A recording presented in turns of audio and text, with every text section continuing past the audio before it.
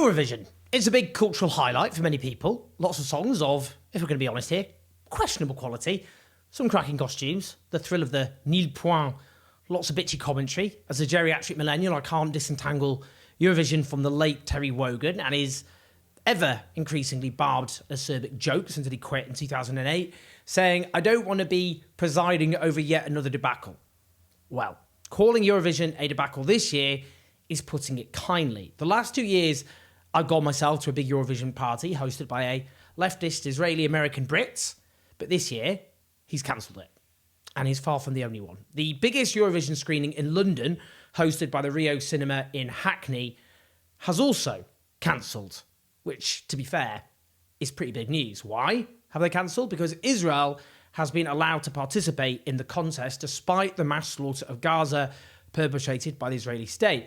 Now, when Russia invaded Ukraine in 2022, it was quite correctly excluded from participating in the Turin, Italy contest by the European Broadcasting Union, who's in charge.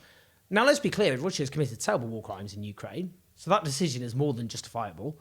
What Israel has done to Gaza is much worse, which isn't to diminish the horror of what Ukraine has suffered, but to emphasise the scale of the crime being committed against the Palestinian people of Gaza. Now, in their statement, the Rio Cinema says, collectively with the organisers of Eurovision Party London, they decided not to screen the grand final while Israel remains in the competition. They add, "We firmly believe that the European Song Contest has the power to bring people together across the world, and when its core values of inclusivity and universality are upheld, it can be a genuine force for good. With its own slogan in mind, we hope that we can all be united by music again soon. We will continue to organise fundraising events for the charities we support, including Doctors Without Borders and Medical Aid for Palestine." Now, this is a very courageous stand, and they are now predictably being dogpiled by apologists for Israel's murderous onslaught, its genocidal onslaught, who wish to dole out punishment beatings to anyone who crosses them in order to deter anybody else from also speaking out and taking such action. So we all need to speak out and support the Rio Cinema. I'll be buying tickets there for a film shortly. I hope in London you do the same as well.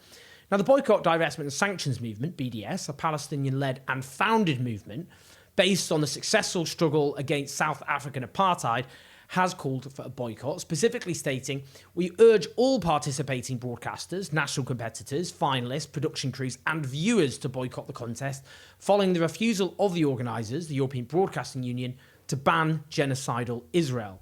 Palestinians call on supporters to launch creative, strategic initiatives that can pressure broadcasters to withdraw and appeal to all participants to refuse to be complicit in the EBU's whitewash of apartheid Israel's genocide against 2.3 million Palestinians in Gaza. Venues and events organisers planning Eurovision screenings parties should refuse to do so and instead hold apartheid-free or genocide-free alternative Eurovision events, including teach-ins, workshops, panels about Israel's cynical pinkwashing and art washing. So it's really important we all build pressure to achieve all of this. They know that Israel's artist Eden Golan has publicly made clear she wishes to use her performance to achieve a political end, to shore up Israel's destroyed international reputation.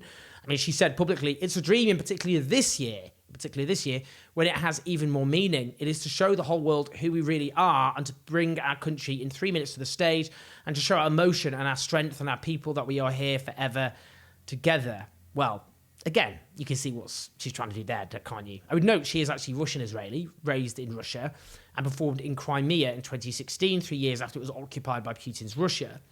Now, there's ever-growing pressure over this, but we need to build further. In January, over 1,000 musical artists from the Eurovision host country Sweden signed an open letter demanding Israel's exclusion, citing its brutal warfare in Gaza, adding quite rightly that the European Broadcasting Union is exhibiting a remarkable double standard that undermines the organisation's credibility. They added, "The fact that countries that place themselves above humanitarian law are welcome to participate in international cultural events trivialises violations of international law and makes the suffering of the victims invisible." Quite right. Does Palestinian life matter or not? Now, I know in practice Palestinians' life is treated as worthless by ruling establishments, but we're under no obligation to normalise this flagrant and unapologetic racism. We're duty-bound to fight it. It's not just Sweden. More than 1,400 Finnish artists have also very commendably done the same as well. 200 artists in Portugal earlier this month also made a similar statement. So well done as well to those Portuguese artists taking a stand. In fact, the first were musicians in Iceland, who similarly took such a public stand back in December. Now, there's been politicians as well, including 2 Belgian ministers who called for Israel to be dropped. They said if Gaza war continues, well, clearly it is. While another letter has been signed by politicians, including Spain's left-wing Podemos party, who are in a coalition government with the Spanish Socialist Party, as well as the Swedish Left Party as well. They've also called for a ban of Israel in the contest. Now, there's a very catchy song made in support of a boycott when Tel Aviv hosted Eurovision 5 years ago. Let's have a listen.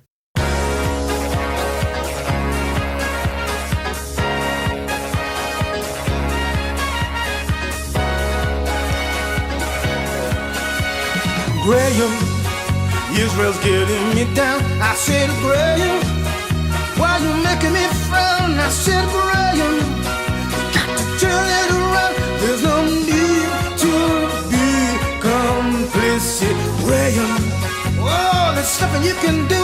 I said, Graham, boycott Israel to stand for justice.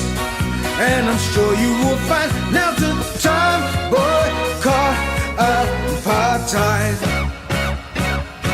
Stand up for justice, say yes. BDS. Stand up for justice, say yes. BDS. There's a movement out here, everybody can join. You don't have to be Israel's toy. Stand up for justice, say yes. BDS. Stand up for justice, say yes. BDS. On its own terms, more of a musical achievement than many Eurovision entries, let's be honest. I'd also note Israel's act tried to sneak in lyrics, clearly trying to reference the horrors of the last few months on Israel's own terms, breaching rules on political neutrality, and they were ordered to change lyrics, which they only did after a fight.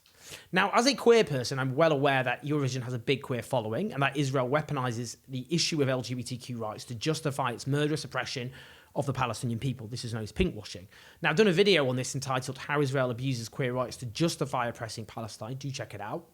But I would say is listen to queer Palestinians who are imploring us to oppose Israel's murderous oppression. I've spoken to many queer Palestinians. I've interviewed. I have huge numbers of messages from queer Palestinians. I've read interviews and literature. In fact, look up Al Cause, a Palestinian LGBTQ group who have lots of information we should all read as queer people in countries in Europe, the United States, for those who are susceptible to the claims of pinkwashing.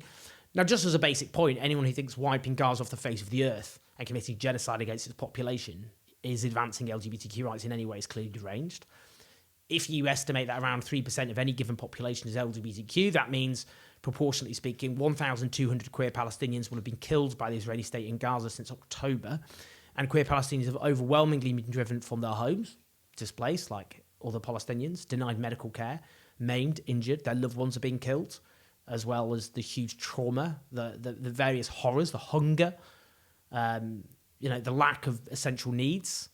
They're all going through the same thing. Now, queer people should extend the principle of unconditional solidarity. If you saw someone being attacked in the streets, you wouldn't first whip out a questionnaire to ask them, what's your views on various social questions before deciding whether to come to their defence? We, whoever we are, those of us who suffered or part of groups which have suffered oppression, should never be oppression NIMBYs. Not in my backyard, NIMBYs. Where we only care about oppression that affects us personally, especially when Palestinians, whatever their sexual orientation, have been butchered in unimaginable numbers.